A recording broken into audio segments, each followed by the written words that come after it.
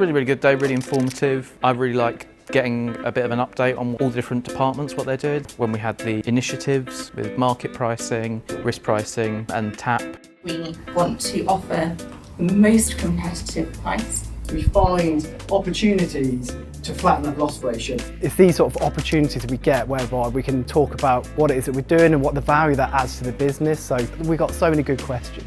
It's been quite a fun environment to get to know different people in completely different areas of the business. The thing I like about Hastings is tech stack for analytics. It's so complete. We have all of the capabilities with AI and all the latest technologies. Just enables you to do the best work. There's multiple tools that can be used throughout the company where we can use that to do some ad hoc quick queries or build Streamlit apps that can be used throughout the organisation. I really like the freedom that Hastings offers. Very high quality tech stack, large data lakes that we can access through Snowflake, and it's all interacted through Python as well. We have access to a lot of data and I feel like we can actually use a lot of the data. I'd describe working at Hastings as quite exciting. Stimulating. Collaborative. Fast-paced. Your opinions matter, everyone's pulling in the same direction. The work I'm doing, you're always stimulated mentally.